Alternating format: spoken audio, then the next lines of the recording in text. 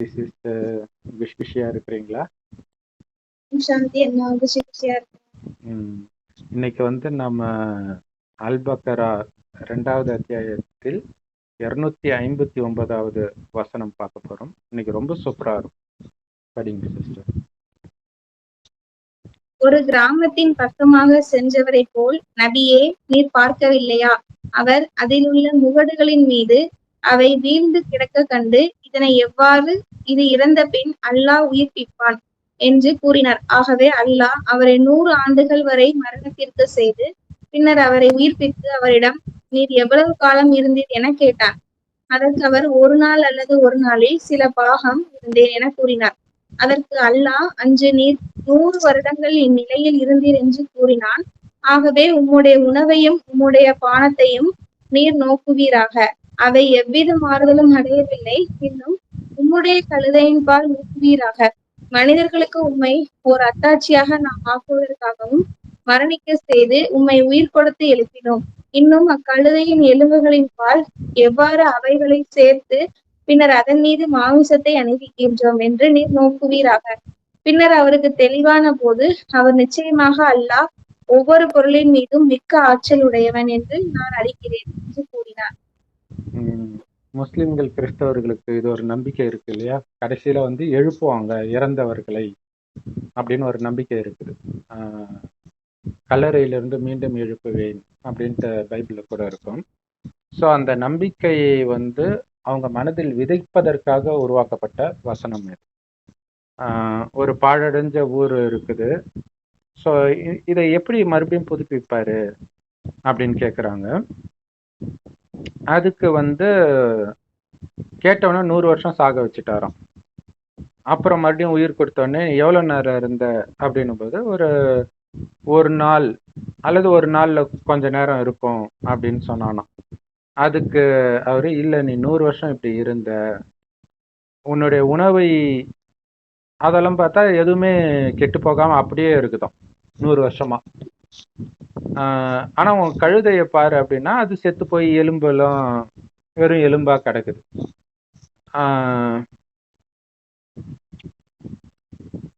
So அதுக்கப்புறம் இதை எப்படி நான் உயிர்ப்பிக்கிறேன் பாருன்ட்டு அந்த எலும்பு மேல தோல் வர செய்தார் அப்படின்னு இதுல சொல்லப்பட்டிருக்கு. நம்ம ஏற்கனவே எப்பவுமே சொல்லுவோம், எந்த மத வேத சாஸ்திரங்களும் நிஜத்தில் நடந்தது கிடையாது. அதுக்குள்ள ஆழமான ரகசியம் இருக்குது. அதை விட்டுட்டு மேலோட்டமா உங்களை பார்க்க வைக்கணுன்றதுதான் சாத்தானுடைய வேலை. சாத்தான்றது வேற ஒண்ணும் இல்லை, மனித வழி. ஸோ அதுல ஒரு விஷயம்தான் இது. இதைத்தான் ரொம்ப கவனமா பார்ப்பாங்களே தவிர இதை தொடர்ந்து நிறைய ரகசியம் வரும், அதை பார்க்க மாட்டாங்க.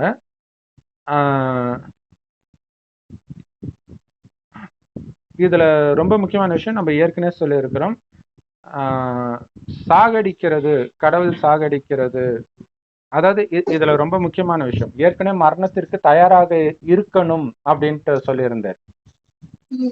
இங்க சாகடிக்கிறார், 100 வருஷம் கழிச்சு எழுப்புறார். இங்க தானா இறந்தவங்களை எழுப்பல, அவர் சாகடிச்சு எழுப்புறார். இதுதான் இங்க முக்கியமான விஷயம். அதைத்தான் நம்ம சொல்லுவோம், இது வந்து முதல் 2100 வருடம் சொர்க்கமாகவும் அடுத்த 2100 வருடம் நரகமாகவும் இருக்கும். கடைசி 100 வருடம் தான் அல்லாஹ் வரார். அவரைத்தான் சிவன் பரமபிதான்றோம், கடவுள் ஒருவரே. அவர் வந்து கடைசி 100 வருடம் சொல்ல, சொர்க்கத்துல நீங்க எந்த பாவமும் செய்யல, காரணம் ஆத்மான்ற உணர்வுல இருப்பீங்க. அதாவது உயிர், ஆத்மா தான் உடல் மூலமாக அனைத்து காரியம் செய்யுதுன்னு ஆத்மாவில கவனம் இருக்கிறதுனால நாம வந்து சதா ஆனந்தமா இருப்போம், திருப்தியா இருப்போம். ஏன்னா ஆத்மாவுடைய உண்மையான குணம் அது. அப்படி இருந்ததுனாலதான் அங்க காமம் கோபம் பற்று பேராசங்கர்னா என்னன்னு தெரியும். ஆனா எப்படி குழந்தை பிறக்குன்னா, கணவனும் மனைவியும் நமக்கு ஒரு வாரிசு வேணும்னு நினைக்கும் போது மனைவி கர்ப்பம் அடைவார். அப்படி பரிசுத்தமா இருந்ததுனால்தான் அவங்க இந்துக்கள் இன்னைக்கு தெய்வம் கோயில் கட்டி கும்பிடுறோம். பாரத பூமி தான் சொர்க்கமாக இருந்தது. அடுத்த 2500 வருடத்தில் இதே பூமி நரகமாக மாறுறதுக்கு காரணம் ஆத்மான்றதை மறந்து உடம்புன்னு நினைக்கிறோம், கவனம் வெளி உலகத்துல சிதறுது. அப்ப புலன் இன்பத்துக்கு அடிமையாகிறோம். அப்பதான் காமம் கோபம் பற்று பேராசை அகங்காரன்ற சாத்தான் நமக்குள்ள இருந்து வரோம். ஸோ அதுக்கு அடிமையாகி நம்ம நிறைய பாவம் செய்யறோம். அந்த பாவத்துல இருந்து விடுபட வைக்கிறதுக்கு இறைவன் சொல்றார், இவ்வளவுக்கும் காரணம் உன்னை நீ உடம்புன்னு நினைச்சிட்டது, நீ செத்துடு அப்படிங்கிற. செத்துடு சாகிறதுன்னு என்ன, உடம்புல இருந்து வெளியில வர்றது, உடம்புல இருந்து உயிர் வெளியில வர்றது தான். அப்ப உடலை மறந்து உடலை விட்டு வெளில வந்ததா நினைச்சுக்கோ அப்படின்னா நிஜமா வர்றது இல்ல. புத்தினால உடம்புன்னு ஒண்ணு இருக்கிறதே மறந்துடு. அதுதான் சாகடிக்கிறதுன்றது. எப்ப சொல்றாரு? கடைசி 100 வருடம்.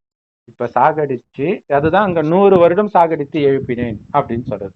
அப்ப அவனை கேட்டா இது ஒரு நாள் மாதிரி இருக்குது, சில நிமிடம் மாதிரி இருக்குதுன்றார். கடவுள் சொல்றாரு இந்த 5000 வருடத்துல இது ஒரு 5 நிமிஷம் மாதிரி தான். இதுதான் அங்க வெளிப்படுது. அப்ப இதை மறுபடியும் உயிர்ப்பிக்கிறாருன்னா என்ன அர்த்தம்? அடுத்த ஜென்மம் சொர்க்கத்திற்கு நாம போகிறோம். இப்ப இதுல இன்னொரு விஷயம் என்னன்னா, கிறிஸ்தவ மதத்துல எல்லாம் பாத்தீங்கன்னா, முஸ்லிம் மதத்திலுமே இறந்தவர்களை எல்லாம் நாம மீண்டும் பார்ப்போம் அப்படி. இது ஒரு ஆறுதலாம் அவங்களுக்கு. சோ அவங்க பார்க்கவே முடியாதுன்னு கிடையாது, கடைசியில கடவுளை எழுப்புவாரு பாப்போன்றது அவங்களுக்கு ஒரு ஆறுதலை கொடுக்குது.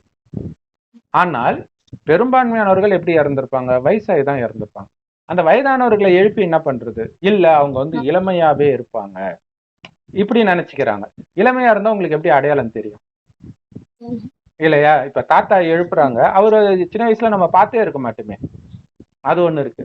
சோ இங்க என்ன நடக்குது அப்படின்னா, அப்ப நிஜமாக எழுப்பவே மாட்டாங்களா அப்படின்னா, ஒரு விஷயம் கடவுள் சொல்றாரு, இந்த 5000 வருடத்தில் என்ன நடக்குதோ அதே தான் திரும்ப திரும்ப நடக்குதுன்ற. ஈஸியா புரிஞ்சுக்கணும். 5000 வருஷம் முன்னாடி இதே நாள் இதே நேரம் இதே வீடியோவை நம்ம போடுறோம். இப்படின்னு நம்ம மேலோட்டமா சொன்னாலும், இது ஆழமா பாத்தீங்கன்னா இதே உடம்புல இருந்து நான் போடுவேன். இதே உடம்புல இருந்து தான் நீங்க ஒவ்வொருத்தருமே கேட்பீங்க. 5000 வருஷம் கழிச்சு, அடுத்த ஜென்மம் இல்ல, 5000 வருஷம் கழிச்சு, 100 வருஷம் கழிச்சு எழுப்புறதுலாம் பெரிய விஷயம் இல்ல. 5000 வருஷம் கழிச்சு இதே உடம்பு கிடைக்கும், இதே அப்பா அம்மா, அவங்களுக்கும் அதே உடம்பு தான் இருக்கும், இதே சரவணகுமார்ன்ற பேர் தான் இருக்கும், உங்களுக்கு என்ன பேர் இருக்கோ அதே தான் இருக்கும். அப்படியே துல்லியமாக அந்த விரல் அசைவுல இருந்து எல்லாமே இதே இயர்போன் தான் நான் போட்டு பேசுவேன். அந்த அளவுக்கு துல்லியமாக நடந்ததே நடக்கும். இதை சொல்ற ஒரு சினிமா மாதிரின்ற. ஒரு படம் எடுத்தாச்சு, அதை எத்தனை தடவை பார்த்தாலும் அதே காட்சி தானே வரும். அந்த மாதிரி இந்த 5000 வருடத்துல என்ன நடந்ததோ அதே திரும்ப இந்த 5000 வருடத்தை ஒரு கல்பனும், அடுத்த கல்பத்திலும் இதே தான் ரிப்பீட் ஆகும் துல்லியமா. அதை நினைச்சு பார்க்கவே ஆச்சரியமா இருக்கும். அப்ப நாம கேட்போம், அது எப்படி சாத்தியம்? இப்ப மலையெல்லாம் உடஞ்சிருச்சு, இது எப்படி மலை மறுபடியும் உருவாகும்?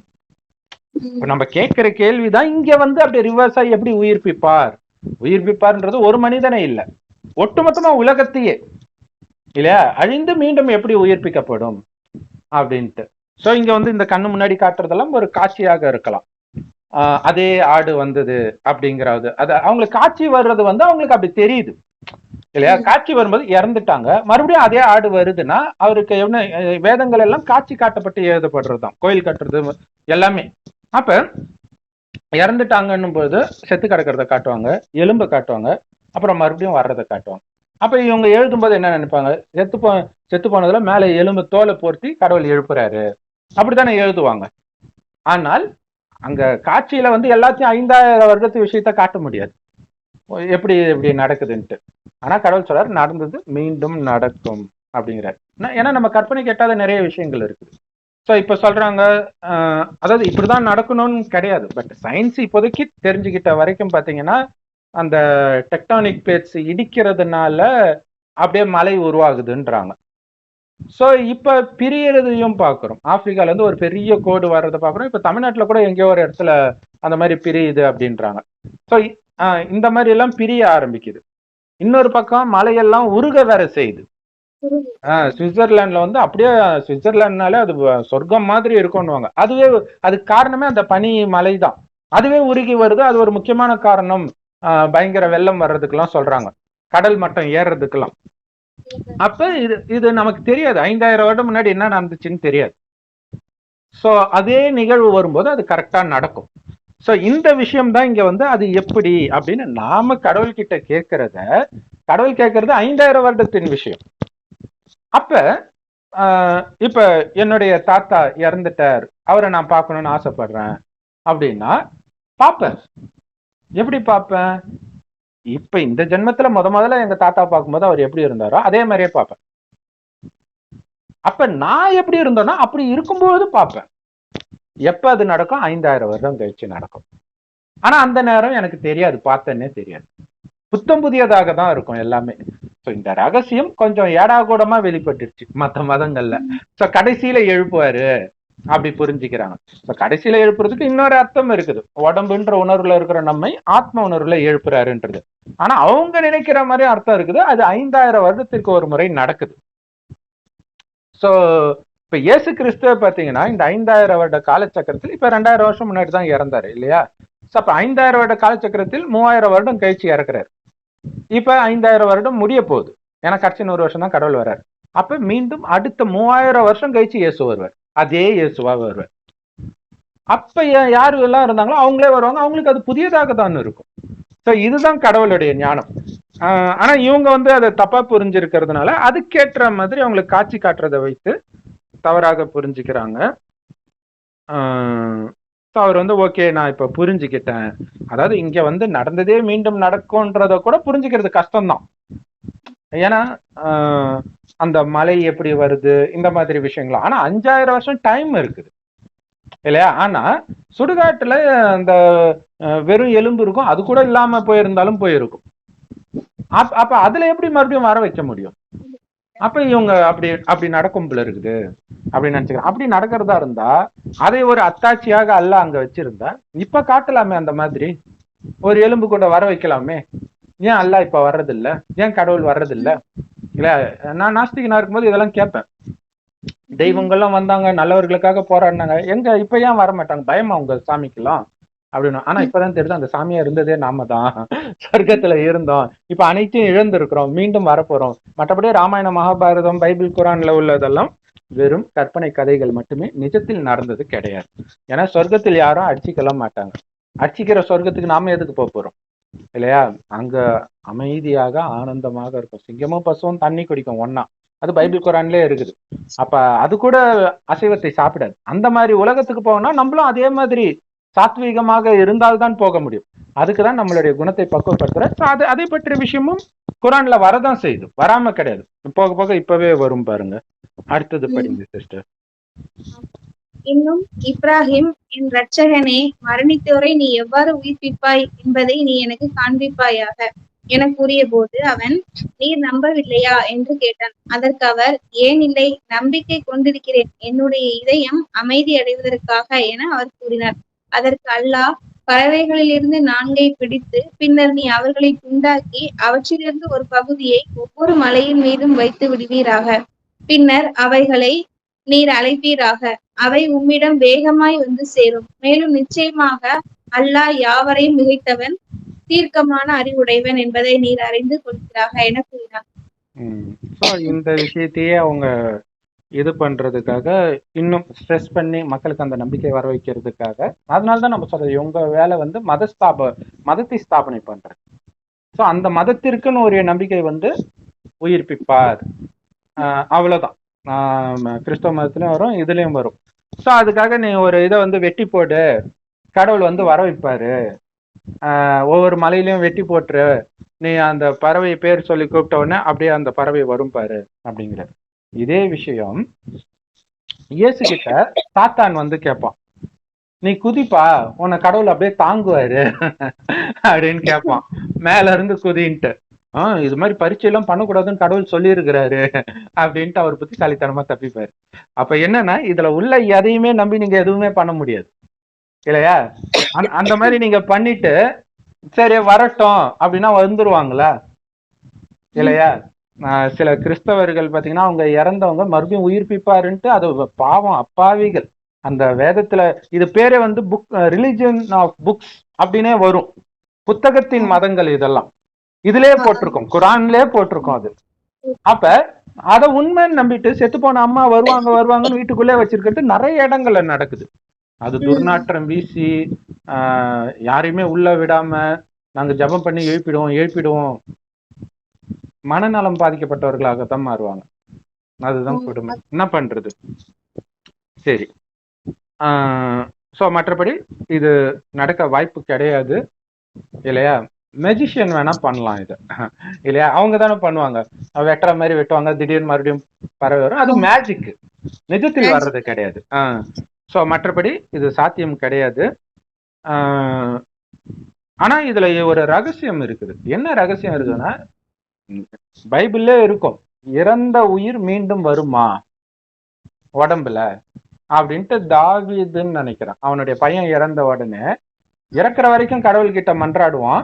இறந்த உடனே அவன் பாட்டுக்கு ஜாலியா குளிச்சுட்டு புது ட்ரெஸ்ஸை போட்டு எனக்கு பிடிச்ச சாப்பாடு ஐட்டம் எல்லாம் எடுத்துட்டு வாங்கன்னு சொல்லிட்டு ஜாலியா சாப்பிடுவான். பக்கத்துல இருக்கவங்க என்ன நோயில இருக்கும்போதே அப்படி கதறீங்க, இப்ப இறந்துட்டா நீங்க பாட்டுக்கு இப்படி இருக்கிறீங்க, அதான் உயிர் போயிடுச்சு இல்ல, உடம்புல இருந்தாலாவது திரும்ப வர்றது கடவுள் காப்பாத்த வாய்ப்பு இருக்கு, போன உயிர் என்னைக்காவது திரும்ப வந்திருக்கா அப்படின்னு கேட்பான். அப்ப அதுக்கு இது நேர் எதிராக இருக்குது. அது இயற்கையின் விதி, அது மாறவே மாறாது எப்பவுமே இல்லையா. ஆனா ஆத்மா அழியாது. நாம ஆத்மா அழியாதுன்னு சொல்றோம், இவங்க உடம்பே வரும்ன்றாங்க. ஆத்மா அழியாதுன்றது மூட நம்பிக்கையா, உடம்பே வரும்ன்றது ஞானமா. இது எப்படி இல்லையா? அப்ப இதுல என்ன ஒரு விஷயம் அப்படின்னா, அப்படி இறந்தது வராது, வாய்ப்பே கிடையாது. அப்படி நடக்க முடியாததை நடத்தி காட்டுறாரு இறைவன் அப்படிங்கிற மெசேஜ் இருக்குது. இது ஆக்சுவலா இது நடக்காது. அந்த மாதிரி ஒரு மேஜிக் என்னது, மீண்டும் சொர்க்கமாக மாத்துறது. ஒண்ணு அப்படியே காமம் கோபம் பற்று பேராசை அகங்காரத்துல மூழ்கி கடந்த கலியுக மனிதனை காமம் கோபம் பற்று பேராசை அகங்காரம்னா என்னன்னே தெரியாதவர்களாக தேவதைகளாக மாத்துற இல்லையா. இது இந்த செத்து போனது உயிர் வர்றதுனால யாருக்கும் எந்த லாபமும் கிடையாது. ஆனா இது இழந்ததை மீண்டும் அடையிறோம் அப்படிங்கிற அந்த விஷயம் தான் இதுக்குள்ள ஒளிஞ்சிருக்குது. நடக்க முடியாததை நடத்தி காட்டுபவர் மந்திரவாதி கடவுள். ஆனா இந்த மாதிரி சின்ன சில்லறத்தனமான மந்திரம் பண்றது கிடையாது. ஒட்டுமொத்த உலகத்தையும் உலகத்தையே சொர்க்கமாக்குறது. என்ன சொல்ல வந்தீங்க? ஒட்டுமொத்த உலகத்தையே மாத்துறதுதான் கரெக்ட். அவர் சொல்றாரு, எல்லைக்குட்பட்ட எதையும் நான் கொடுப்பது கிடையாது. கடவுள் கிட்ட குழந்தை கேட்கறது, இறந்தவங்களை உயிர்ப்பித்து கேட்கறது, சில சமயம் அந்த மாதிரி அற்புதம் நடக்குது. வள்ளலாறு பண்றதா சொல்றாங்க, பைபிள்ல பண்றதா சொல்றாங்க. இத நாமளே பாக்குறோம். சுடுகாட்டுக்கு போய் ஏஞ்சி வரவங்க எல்லாம் பாக்குறாங்க. சில சமயம் அது நடக்குது, யாரும் பண்ணாமலே அது நடக்குது. யாரும் எழுப்பலாம் தெரியல, தானாவே அவன் ஏந்திரிச்சு வரான். கடவுள் சொல்றாரு, ஆத்மா போய் ஒளிஞ்சுக்கும். சில சமயம் திடீர்னு வந்துடும். அந்த கிளினிக்கலி டெட் அப்படின்னே ஹாஸ்பிட்டல்ல இருக்கும்போது செத்துட்டாங்கன்னு அறிவிச்சிருவாங்க. பார்த்தா கொஞ்ச நேரம் கழிச்சு ஏஞ்சி வந்திருக்கும். ஸோ அந்த மாதிரி சில நம்மளால புரிஞ்சுக்க முடியாத சில விஷயங்கள் நடக்குமே தவிர, இந்த மாதிரி எலும்புக்கு உண்டாகி எழுப்புறது, சுடுகாட்டுக்குள்ள பல வருஷம் கழிச்சு எழுப்புறதெல்லாம் வாய்ப்பு கிடையாது. ஆனால் அப்படி எழுப்புனாலும் அதனால யாருக்கும் எந்த நன்மையும் கிடையாது. அப்ப நாம இழந்த அத்தனையும் மீண்டும் அடையணும்னா, சொர்க்கத்தில் எப்படி காம கோபம் பற்று பேராசை அகங்காரம் இல்லாம இருந்தீங்களோ அந்த மாதிரி இப்ப ஆகுங்கன்னு அந்த ஞானத்தை கொடுக்கறேன். அப்பா சொல்லி கேட்காம, டீச்சர் சொல்லி கேட்காம, யார் சொல்லியும் கேட்காம இருந்த நம்மை கடவுள் செல்லமான குழந்தை இல்ல, இனிமையான குழந்தை இல்லைன்னு தினம் தினம் முரளியில பிரம்மகுமாரிகள் மூலமாக கொடுக்குற அந்த ஞானத்துல சொல்லி சொல்லி நம்மள மாத்துற. கற்பனை கெட்டாதது இல்லையா. இப்ப நமக்கு வர்ற பிரச்சனைகள்லாம் மற்றவர்களுக்கெல்லாம் வந்தா மென்டல் ஆயிடுவாங்க. ஆனா இறைவன் நினைவுல இருந்து இருந்து அந்த சக்தி இருக்கிறதுனால நமக்கு அது ஒரு பெரிய விஷயமாக தெரியாது. அதுதான் அந்த மேஜிக். துக்கம் கொடுக்கக்கூடிய விஷயம் நமக்கு சுகமாக மாறும். சுகமாக மாறும்னா நடக்காம போயிடுறது இல்ல, அது நடக்கும். ஆனா நம்ம அதை வந்து இறைவனுடைய ஞானத்தோட பொருத்தி பார்க்கும்போது நமக்கு சந்தோஷம் வரும். அதை இப்ப என்னது இல்ல பிரச்சனை வரும், நமக்குள்ள துக்கம் ஏற்படாது. ஏற்படாது. காரணம் ஒண்ணு, ஆத்மாவுக்கு பலம் வந்துடும். இன்னொன்னு கடவுள் கொடுக்கிற ஞானம் அப்படி இருக்கும். சோ அந்த ஞானம் வந்து இது பின்னாடியே வருது. பட் இருந்தாலும் முன்னாடியே சொல்லிடுறேன். என்ன அப்படின்னா, நீங்க எந்த அளவுக்கு இப்ப வந்து துக்கத்தை தாங்கிக்கிறீங்களோ, நம்ம செஞ்ச பாவம் தான் வருது. அதை தாங்கிக்கும் பொழுது என்ன ஆகுதுன்னா, அந்த எதிர்கொள்ளக்கூடிய சக்தி வர்றதுனால அந்த கணக்கு முடியறதுனால இன்னும் இன்னும் உயர்ந்த பதவி கிடைக்குது சொர்க்கத்துல. ஏன்னா சகித்து கொள்ளும் சக்தி அதிகமாகுது. அந்த மாதிரி சகித்து கொள்ளும் சக்தி, பொறுமை சக்தி யாருக்கு அதிகமா இருக்குதோ அவங்கதான் உலகத்தை ஆளக்கூடிய மகாராஜா ஸ்ரீ நாராயணனாக ஆவாங்க. அதனால்தான் பொறுத்தார் பூமி ஆழ்வார் அப்படின்ற வழக்கு கூட இருக்குது. ஓகே சிஸ்டர், அடுத்தது படிங்களா? அல்லாஹ்வுடைய பாதையில் தங்களுடைய செல்வங்களை செலவு செய்கின்றார்களோ அத்தகையோரின் உதாரணம் ஒரு வித்தின் உதாரணத்தை போன்றிருக்கின்றது. அது 7 கதிர்களை முளைப்பித்து ஒவ்வொரு கதிரிலும் 100 வித்துக்கள் உள்ளன. இன்னும் அல்லாஹ் தான் நாடியவர்களுக்கு இதை மேலும் 2 மடங்காக்குகிறான். அல்லாஹ் மிக்க விசாலமானவன், யாவற்றையும் அறிகிறவன். சோ இப்ப இதை வைத்து கொண்டுதான் அவங்க வந்து நம்ம தானம் பண்ணணும், சக்காத் அப்படின்னு சொல்லுவாங்க.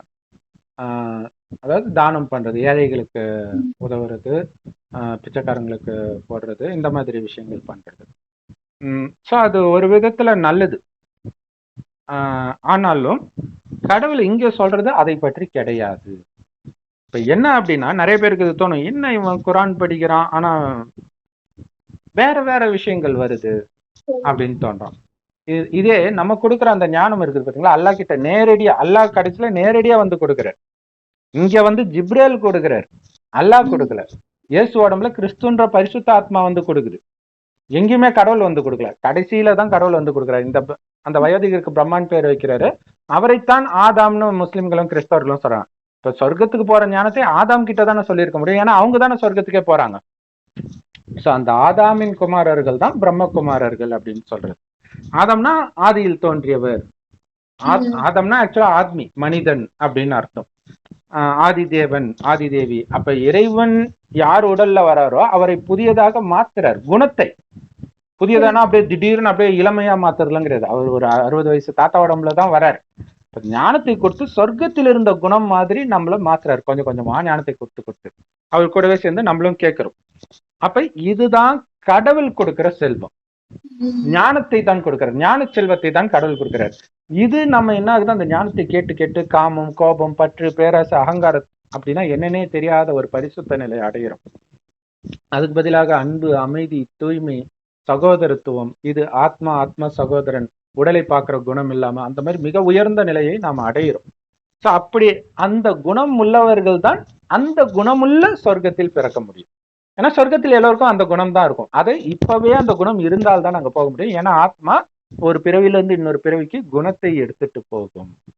ஸோ அதுக்காக தான் இங்க மாத்துறது.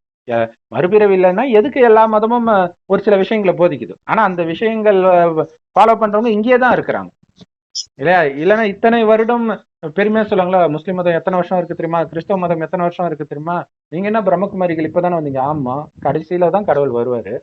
சொர்க்கத்துக்கு போறதுக்கா நீங்க இத்தனை வருடம் இருந்தீங்கன்றதே சாட்சி. அதை சொன்னது கடவுள் கிடையாது. ஏன்னா கடவுள் வந்து சொல்லி இருந்தால் அப்பவே அது சொர்க்கம் ஆகி இருக்கணும். அதே மாதிரி கீதை கிருஷ்ணர் துவாபர யுகத்துல சொல்லியிருந்தா துவாபர யுகத்துக்கு அடுத்தது சத்தியுக சொர்க்கம் வந்திருக்கணும், இன்னும் மோசமான கலியுகம் வராது. ஸோ இந்து மதத்துல உள்ள தப்பு தான் அங்க அப்படி வெளிப்படுது, ஒவ்வொரு யுகத்திலும் நான் வருவேன் அப்படின்னு சொன்னதுனால. ஆனா கடவுள் ஒருத்தர் தான், அவர் உடல் அற்றவர்.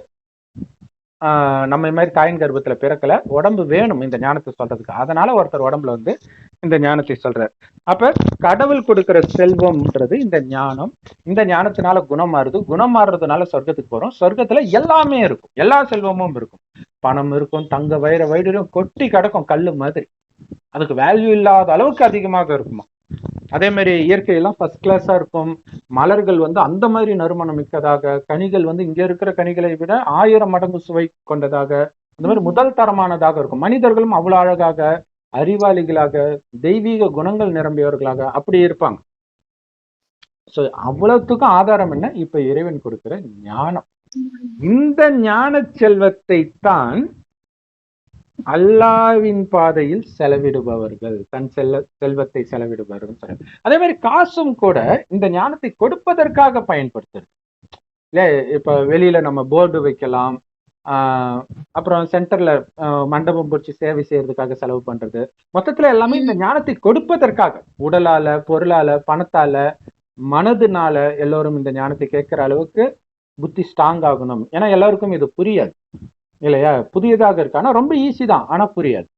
ஸோ அப்ப எண்ணம், சொல், செயலினால இந்த ஞானத்தை மற்றவர்களுக்கு கொடுக்கிறது, அதை தான் இங்க செலவிடுறதுன்னு போட்டிருக்காங்க. அப்படி அல்லாவின் பாதையில் தன் செல்வத்தை செலவிடுபவன், இது நம்ம செல்வமே கிடையாது, கடவுளோட இது, அவர்கிட்ட வாங்கி கொடுக்கிறோம். அதுக்கு ஓமையாக என்ன சொல்லப்பட்டிருக்கிறாங்க அப்படின்னா, ஒரு கதிர்ல இருந்து 7 கதிர் வருமோ. இந்த நெல்லுமணியில இருந்து பாத்தீங்கன்னா 7 கதிர் வருமோ. ஸோ அது எனக்கு தெரியல, பட் கிராமத்துல இருக்கிறவங்களுக்கு அது தெரியும். அந்த ஒரு கதிரிலும் 100 மணி இருக்குமோ, அதாவது அந்த அரிசி நெல் இருக்குமோ. ஸோ அப்ப ஒரே ஒரு நெல்லை வச்சு 700 நெல் வருது பாருங்க இல்லையா.